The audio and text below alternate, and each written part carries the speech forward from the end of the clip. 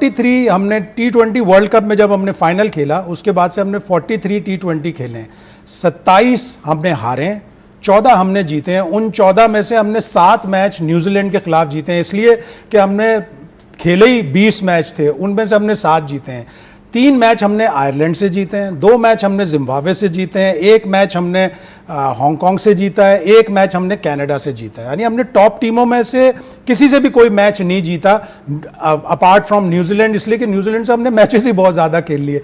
तो हमने over the years 2022 के फाइनल की टीम इस तरह नोज डाइव करेगी, ये सिर्फ पाकिस्तान की टीम है। वो शायद उसको एक से ज्यादा फॉर्मेट में खिलाना ही नहीं चाहते, फिर वो मल्टी टैलेंटेड प्लेयरों को लाना चाहते हैं। तो उन्होंने एक और हैरानकुन बात मैं आपको बताऊं, उन्होंने बाबर आजम से बार बार ये पूछा कि क्या तुम विकेट कीपिंग कर लोगे, अगर तुम विकेट कीपिंग कर लोगे तो तुम्हारी टीम में जगह बन सकती है T20 में। जिससे बाबर आजम परेशान हैरान रह गए कि मैंने तो कभी अपनी जिंदगी में विकेट कीपिंग नहीं की। भाई ये तो यही तो अलमिया है जी। बातें होंगी तो फिर पाकिस्तान टीम का अल्लाह ही हाफिज है। पीसीबी ने बाबर रिजवान को शटअप कॉल दे दी है।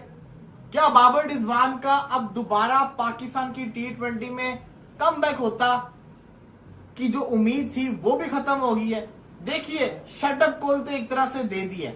जब पीसीबी चेयरमैन के एडवाइजर आमिर मीर ये बोल दें कि वो ओडीआई प्लेयर है, दिस इज T20 टीम। हमारे क्रिकेट बोर्ड को पूरा क्रिकेट की तरफ फोकस होना पड़ेगा। ऐसा नहीं हो सकता आपका ध्यान इस तरफ है, आपका ध्यान दूसरी तरफ है, आप दूसरे लोगों पे छोड़ के क्रिकेट को चले जाएं, आप बोलें जी ठीक है जी आप चलाते रहें। इस तरीके से क्रिकेट नहीं चलेगी भाई। पहले अपने आप को ऊपर से तो चीजें ठीक करो, उसके बाद अच्छा ठीक बाकी चीजें ठीक होती हैं। इंतजामी तौर पर ठीक होने की जरूरत है, लेकिन पाकिस्तान के जो कुछ प्लेयर्स हैं जिनका नाम बहुत लिया जाता है, टेक्निकली वो इतने अच्छे नहीं है। मतलब बाबर को कुछ तो बेहतर करना है ना।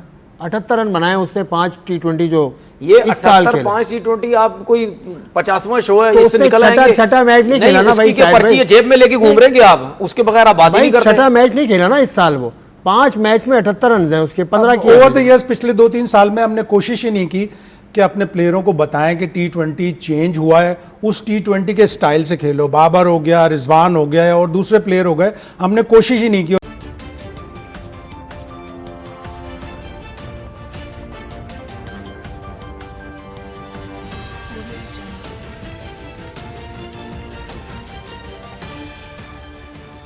नमस्कार दोस्तों, मैं हूं नीरज और आप देख रहे हैं दुनियादारी। दोस्तों, पाकिस्तान की टीम इस समय बहुत ही खराब प्रदर्शन करके दिखा रही है, चाहे हम किसी भी फॉर्मेट की बात करें। बताते चले कि जुलाई महीने में पाकिस्तान बांग्लादेश के साथ T20 सीरीज खेलने वाला है, जिसके लिए टीम के अनाउंसमेंट कर दिया गया है। इस टीम में एक बार फिर से बाबर आजम और मोहम्मद रिजवान को जगह नहीं दी गई है। बताते चले कि टीम अनाउंसमेंट के द्वारा यह साफ कर दिया गया है कि बाबर आजम और मोहम्मद रिजवान को अब T20 टीम में कोई भी जगह नहीं मिलेगी। इसके साथ साथ पीसीबी यानी कि पाकिस्तान कॉमेडी बोर्ड ने बाबर आजम को लेकर एक नया बयान जारी किया है, जिसमें उन्होंने बाबर आजम से कहा है कि अगर आप विकेट कीपिंग सीख लेते हैं तो हो सकता है कि आपकी T20 में जगह बन सकती है। इस खबर के आने के बाद एक बार फिर से पाकिस्तानी मीडिया ने पूरी तरीके से अपना सिर पीट लिया है। बताते चले कि पिछले 7-8 महीनों में पाकिस्तान ने जितनी भी T20 की सीरीज खेली हैं, उसमें मोहम्मद रिजवान, बाबर आजम और शाहीन आफरीदी, इन तीनों को जगह नहीं दी गई है। तो दोस्तों आइए चलते हैं और देखते हैं कि पाकिस्तानी मीडिया ने बांग्लादेश के लिए जो पाकिस्तान की टीम सेलेक्ट हुई है उसको लेकर और क्या कहा है। चले, बाबर के लिए तो आप बोलते हैं ना कि वो T20 में स्ट्राइक रेट का मसला है, रिजवान का स्ट्राइक रेट का मसला है, शाहीन का क्या मसला है? जुमला क्या बोला जाता है, एटीट्यूड का प्रॉब्लम है। और जो बोलता है मुझे पता है, क्योंकि वो नहीं चाहते कि सीनियर टीम में हों। अगर एटीट्यूड का मसला जिस तरह बहाना बना के उमर अकमल को, अहमद शहजाद को बाहर किया गया इस मुल्क से, तो वही चीज़ अपना शाहीन शाह अफरीदी के साथ की जा रही है। ऐसा मत करो यार। सेलेक्टर्स, कोच साहब, कप्तान साहब, आपको मशवरा दे रहा हूं, ऐसा मत करो। पाकिस्तान फर्स्ट। पीसीबी ने बाबर रिजवान को शटअप कॉल दे दी है। क्या बाबर रिजवान का अब दोबारा पाकिस्तान की T20 में कमबैक होता कि जो उम्मीद थी वो भी खत्म हो गई है। देखिए, शटअप कॉल तो एक तरह से दे दी है। जब पीसीबी चेयरमैन के एडवाइजर आमिर मीर ये बोल दें कि वो ओडीआई प्लेयर है, दिस इज T20 टीम, इसका मतलब यही है कि उन्होंने क्लियर कर दिया है कि T20 टीम के अंदर ओडीआई प्लेयर नहीं आएंगे। हालांकि यही बाबर रिजवान पाकिस्तान के पिछले 4-5 सालों से T20 टीम का पार्ट रहे हैं, तो इनको ओडीआई प्लेयर कहना ये एकदम से सवाल के ऊपर, उनके जवाब के ऊपर एक और सवाल है कि उन्होंने ऐसा कैसे बोल दिया, लेकिन बोल तो दिया है। माइक हैसन से मीटिंग के दौरान में माइक हैसन ने बार बार शाहीन से ये पूछा कि आपको कौन सा फॉर्मेट पसंद है, यानी वो ये चाह रहे हैं कि सिर्फ एक ही फॉर्मेट पे उसको ब्रैकेट कर दें। तो उसने कहा नहीं, मुझे तीनों फॉर्मेट खेलने हैं, मुझे तीनों फॉर्मेट पसंद है और मैं इतना एज भी मेरी अभी नहीं हुई तो मैं तीनों फॉर्मेट खेलूंगा। हाँ, जब मैं जाऊंगा 30+ कर लूंगा, फिर जाके मैं सोचूंगा कि एक आध फॉर्मेट छोड़कर अपना करियर प्रोलॉन्ग कर लूँ।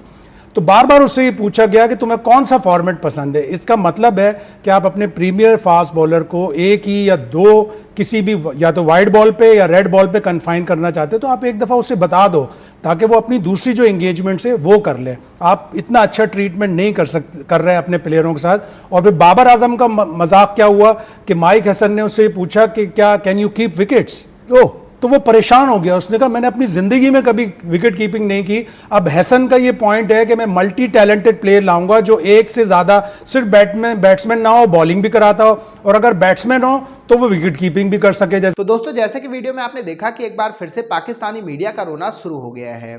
पाकिस्तानी मीडिया ने कहा कि पीसीबी यानी कि पाकिस्तान कॉमेडी बोर्ड पूरी तरीके से पागल हो चुका है। हाल ही में उसने जब बाबर आजम, मोहम्मद रिजवान और शाहीन आफरीदी को बाहर निकाला तब उसने ये कहा कि अगर बाबर आजम विकेट कीपिंग कर सकते हैं तो शायद उनकी जगह पक्की हो सकती है। पाकिस्तानी मीडिया ने कहा कि हम तीनों फॉर्मेट में पहले ही स्ट्रगल कर रहे हैं और अब इस तरह के अपॉइंटमेंट या फिर इस तरह के स्टेटमेंट के बाद हमारी टीम और ही खराब प्रदर्शन करने वाली है। पाकिस्तानी मीडिया का यह भी कहना है कि हम जिस तरीके से परफॉर्मेंस करके दिखा रहे हैं, कोई भी बड़ी टीम हमारे साथ सीरीज खेलने तक के लिए रेडी रही है, जो कि दर्शाता है कि आखिरकार पाकिस्तान टीम की प्रेजेंटली हालत क्या है। बात करें पाकिस्तानी टीम की अपकमिंग सीरीज की, तो पाकिस्तान की सबसे पहले जो सीरीज होने वाली है वो बांग्लादेश के साथ होने वाली है। बांग्लादेश के बाद पाकिस्तान वेस्टइंडीज का दौरा करना पा रहा है और वेस्टइंडीज के दौरे करने के बाद वह अफगानिस्तान और यूएई के साथ सीरीज खेलने वाला है। इस बात से आप अंदाजा लगा सकते हैं कि पाकिस्तान लगभग सभी छोटी टीमों से ही खेल रहा है। बड़ी टीमों से ना तो उसे खेलने को मिल रहा है और ना ही पाकिस्तान की गिनती अब बड़ी टीमों में हो रही है। पाकिस्तानी मीडिया ने कहा कि बाबर आजम और मोहम्मद रिजवान ने पूरी पाकिस्तानी टीम को बर्बाद कर दिया था। ये दोनों प्लेयर ओपनिंग में आते थे और अपने रन करके इसके बाद टीम को पूरी परिस्थिति में छोड़ के चले जाते थे और पूरा का पूरा जिम्मेदार कौन होता था? Middle order. बाबर आजम और मोहम्मद रिजवान 110 से 115 के स्ट्राइक रेट में बल्लेबाजी करते थे, स्टार्टिंग के 10 ओवर खेल के जाते थे और पावर प्ले में 40 से 50 रन ही केवल बनाते थे। ओवरऑल एक बार फिर से पाकिस्तानी मीडिया ने कहा है कि अगर आपको टीम में किसी को बाहर निकालना है या फिर किसी को अंदर करना है तो एटलीस्ट आपके पास एक स्पेसिफिक रीजन होना चाहिए। तो दोस्तों, अभी के इस वीडियो में बस इतना ही। तमाम अपडेट्स के लिए आप बने रहिए दुनियादारी के साथ। सुनो, चैनल को सब्सक्राइब करो, उसके बाद घंटी बजा देना ताकि अगली वीडियो आपसे मिस ना हो पाए। Thank you.